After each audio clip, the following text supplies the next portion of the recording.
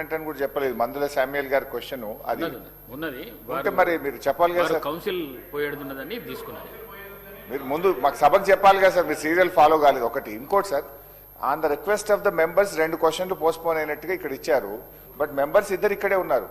ధన్పాల్ సింగ్ గారు ఇక్కడే ఉన్నారు, సాంబశివరావు గారు ఇక్కడే ఉన్నారు, సభ్యులు ఇక్కడ ఉన్నారు. సభ్యుల రిక్వెస్ట్ మేరకు క్వశ్చన్ వాయిదా వేసినామంటే ఇది సార్ గౌరవ సభ్యులు వారే అనుమతి వారే ఇవ్వడం జరిగింది సార్. వారు వేదలుచుకోలేదేమో సార్. వారు ఈ రోజు కాదు నెక్స్ట్ దినం వేసుకున్నారు. వారికి సమాచారం పూర్తి స్థాయిలోనూ లేకుంటే ఈ రోజు మేము వేదలుచుకున్నప్పుడు మీకెందుకు ఇబ్బంది?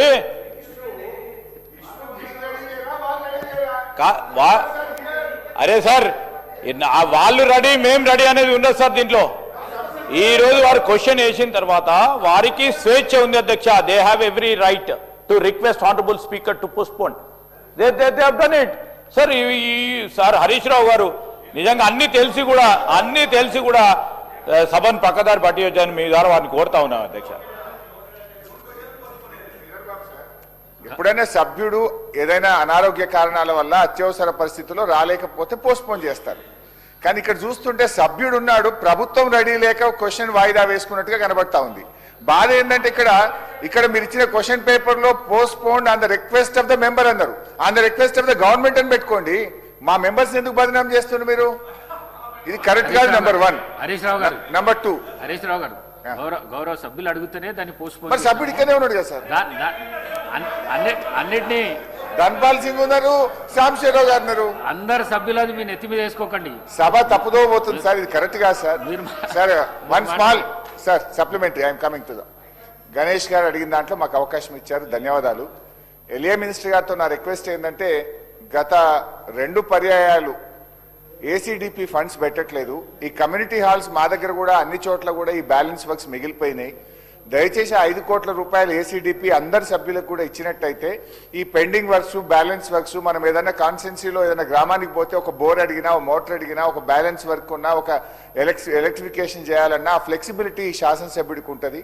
ఇప్పుడు 2 సంవత్సరాల నుంచి ఒక్క రూపాయి కూడా లేకపోవడం వల్ల పాపం ఎమ్మెల్యేలు చాలా ఇబ్బంది పడుతున్న పరిస్థితి ఉంది. దయచేసి మీ ద్వారా ఎల్ఏ మినిస్టర్ గారిని, ఫైనాన్స్ మినిస్టర్ గారిని కోరుతా ఉన్నా, ఈసారి బడ్జెట్లో ఏసీడీపీ నిధులు 5 కోట్ల రూపాయలు అందరు సభ్యులకు, ప్రతిపక్షం స్వపక్షం విపక్షం అనుకోకుండా, గతంలో పెద్దలు జానారెడ్డి గారు కోరితే కేసీఆర్ గారు ప్రతిపక్ష శాసనసభ్యులకు కూడా 5 కోట్ల రూపాయలు ఏసీడీపీ ఇవ్వడం జరిగింది. మీరు కూడా ఇవ్వాలని కోరుతున్నాం. మినిస్టర్ గౌరవ సభ్యులు శ్రీ గణేష్ గారు, అదేవిధంగా గౌరవ సభ్యులు హరీష్ రావు గారు ఈ ప్రశ్నకు సంబంధించి మొదటగా శ్రీ గణేష్ గారు చేసిన ప్రస్తావన అధ్యక్ష, కంటోన్మెంట్కు సంబంధించిన వ్యవస్థ పరంగా they have their own board అధ్యక్ష. వారికి కూడా కంటోన్మెంట్ నియోజకవర్గానికి ప్రతినిధిగా వారికి తెలుసు. అక్కడ వారికి సంబంధించిన స్థలాలు కానీ, స్థలాలపైన నిర్మాణాలు కానీ ఆ కంటోన్మెంట్కే అది పూర్తి స్థాయిలో సర్వాధికారాలు ఉంటాయి అధ్యక్ష. నిధులు కూడా కేటాయింపు కానీ ఖర్చు కానీ కంటోన్మెంట్ పరంగానే తీసుకోవడం జరుగుతుంది. అదే ప్రత్యేకమైన constraint, that is a basic challenge అధ్యక్ష కంటోన్మెంట్ ఏరియాలో. అయితే రాష్ట్ర ప్రభుత్వం తరఫున కూడా కంటోన్మెంట్కు సంబంధించిన అధికారులతో కూడా మా పరంగా కూడా మాట్లాడటం జరుగుతుంది అధ్యక్ష. పాజిటివ్గా డెసిషన్ తీసుకోవాలని ప్రభుత్వ పక్షాన కూడా ఈరోజు కేంద్ర ప్రభుత్వానికి సంబంధించిన ఈ కంటోన్మెంట్ వ్యవస్థను కూడా తప్పకుండా మేము కన్విన్స్ చేసే ప్రయత్నం చేస్తామని. మిగిలిపోయిన అసంతృప్తిగా ఉన్న కమ్యూనిటీ హాల్స్ నిర్మాణం వెంటనే మా డిపార్ట్మెంట్కు, మున్సిపల్ కార్పొరేషన్కు సంబంధించిన డిపార్ట్మెంట్ వారు కూడా ఎక్కడైతే ఇన్కంప్లీట్ కమ్యూనిటీ హాల్స్ ఉన్నాయో వారికి నిధులు కేటాయింపు చేసే కార్యాచరణ తీసుకుంటాం. వారు మరి రిప్రజెంటేషన్ ఇస్తే ఎక్కడెక్కడైతే ఇన్కంప్లీట్ ఉందో అక్కడక్కడ మరి వాటిని అన్నిటిని కూడా పూర్తి చేసే కార్యాచరణ తీసుకుంటామని గౌరవ సభ్యులకు తెలియజేస్తా ఉన్నాం అధ్యక్ష. అదేవిధంగా గౌరవనీయులు హరీష్ రావు గారు ఏసీడీపీకి సంబంధించిన అంశం విషయంలో, కమ్యూనిటీ హాల్స్ నిర్మాణం కార్యక్రమం విషయంలో కానీ ప్రస్తావన చేయడం జరిగింది అధ్యక్ష. తప్పకుండా ఈ ప్రభుత్వం పరిశీలన తప్పకుండా తీసుకుంటుందని మనవి చేస్తా ఉన్నాం అధ్యక్ష.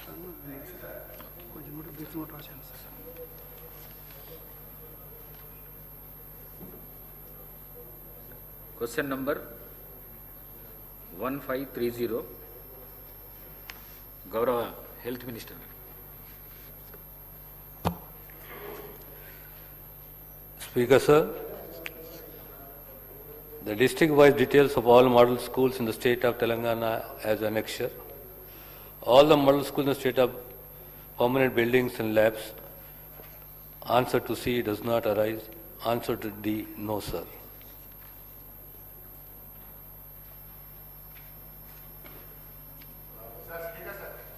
శ్రీ మందుల సామిల్ గారు.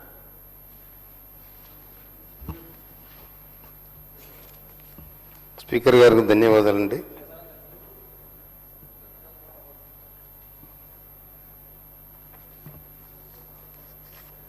దేశంలో రాజ్యాంగం అమలులోకి వచ్చిన తర్వాత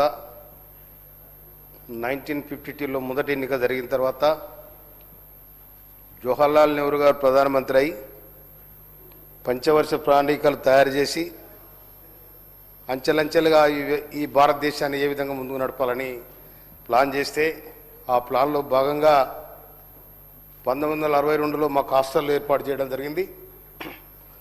అదేవిధంగా హాస్టల్లో మేము కూడా చదువుకున్నాం. ఇప్పటికి 75 ఏళ్ళు అయింది. ఇప్పుడు కూడా మన ప్రభుత్వం అన్ని జిల్లాల్లో కూడా హాస్టల్ పెట్టడం జరిగింది. ఈ హాస్టల్లో ఎంతమంది విద్యార్థులు ఉన్నారు, ఎంతమంది గర్ల్స్ ఉన్నారు, ఎంతమంది బాయ్స్ ఉన్నారు, వారికి కూడా ఇవాళ మనం కాస్మెటిక్ ఛార్జెస్ మెస్ ఛార్జీలు పెంచడం కనుక కొన్ని దిక్కుల కొన్ని ప్రాంతాలలో ప్రైవేటు స్కూళ్ళ ప్రైవేట్ బిల్డింగ్లలో కాలేజెస్ నడుస్తూ ఉన్నాయి, హాస్టల్ నడుస్తూ ఉన్నాయి. కనుక ఎక్కడెక్కడ ప్రైవేటు బిల్డింగ్లు నడుస్తూ ఉన్నాయి వాటికి ఏమన్నా శాశ్వత బిల్డింగులు నిర్మాణం చేసే ప్రతిపాదన ప్రభుత్వం దగ్గర ఉందా? అదేవిధంగా మా మోత్కూర్ నా కాన్స్టిట్యున్సీలో ఉండబడిన మోత్కూర్ మండలంలో సర్వే నెంబర్ 391 సర్వే నెంబర్లో 7 ఎకరాల ప్రభుత్వ స్థలం ఉంది. ఆ స్థలంలో గతంలో అక్కడ ఎస్సీ రెసిడెన్సీ స్కూలు నిర్మాణం చేయాలని ప్రతిపాదన చేయడం జరిగింది. కనుక ఆ ప్రతిపాదన ప్రభుత్వం దగ్గర ఏమైనా ఉందా? కనుక దీన్ని గౌరవ మంత్రి గారు మాకు క్లియర్ చేయాలని మనం చేస్తా ఉన్నా. నేను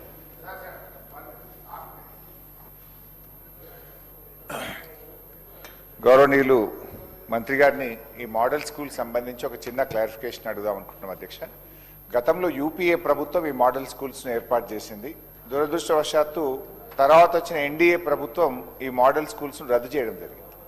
అయితే అప్పుడున్నటువంటి రాష్ట్ర ముఖ్యమంత్రి కేసీఆర్ గారు రద్దు చేసినా సరే మేము వీటిని కొనసాగిస్తామని తెలంగాణ రాష్ట్ర ప్రభుత్వం ఈ మోడల్ స్కూళ్లను కొనసాగించాలని ఆ రోజు నిర్ణయం తీసుకున్నది అధ్యక్ష. అయితే నా యొక్క సూటిగా జస్ట్ హాఫ్ మినిట్లో కంప్లీట్ చేస్తా అధ్యక్ష. 4 ప్రశ్నలు. ఈ మోడల్ స్కూల్ టీచర్ల కోసం మన గతంలో ఉన్నటువంటి బీఆర్ఎస్ ప్రభుత్వం జీవో నంబర్ 58, జీవో నంబర్ 60 ఇచ్చింది. వాళ్ళు ఎందుకంటే ఓల్డ్ పెన్షన్ స్కీమ్లో లేరు, ఈ సిపిఎస్ స్కీమ్ కింద ఒకవేళ వాళ్ళు చనిపోతే గ్రాట్యుటీ ఇవ్వాలని చెప్పి ఆనాడు బీఆర్ఎస్ ప్రభుత్వం నిర్ణయం తీసుకుంది. ఇప్పటి వరకు 42 మంది మోడల్ స్కూల్ టీచర్లు చనిపోయారు. వారికి గ్రాట్యుటీ ఎప్పటిలోగా చెల్లిస్తారు, చెల్లించకపోతే తక్షణమే చెల్లించాలని కోరుతా ఉన్న ఒకటి. రెండవది అధ్యక్ష, మోడల్ స్కూల్ టీచర్లు ఎవరైనా చనిపోతే వాళ్ళ పిల్లలకు కంపాషనేట్ అపాయింట్మెంట్ జరగడం లేదు. ఇతర ప్రభుత్వ ఉద్యోగుల తరహాలో మోడల్ స్కూల్ ఉద్యోగుల పిల్లలకు కంపాషనేట్ అపాయింట్మెంటు ఎప్పటిలోగా చేస్తారో చెప్పాలని కోరుతున్నా. నంబర్ 2. నంబర్ 3 అధ్యక్ష, ప్రభుత్వ ఉద్యోగులందరికీ 1వ తారీఖు వేతనం ఇస్తామని చెప్పారు. మోడల్ స్కూల్ ఉద్యోగులకు 010 కింద దయచేసి 1వ తేదీ వేతనం ఇవ్వాలని కోరుతున్నాం.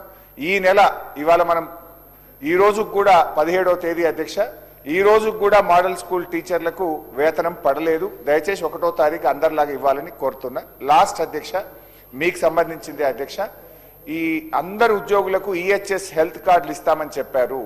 మరి మోడల్ స్కూల్ ఉద్యోగులు, ఎస్సీ, ఎస్టీ, బీసీ, గురుకుల ఉద్యోగులకు కూడా ప్రభుత్వ ఉద్యోగులతో సమానంగా ఎంప్లాయీస్ హెల్త్ స్కీమ్ అమలు చేయాలని చెప్పి మీ ద్వారా ప్రభుత్వానికి కోరుతున్నాం. గౌరవ మంత్రి గారు.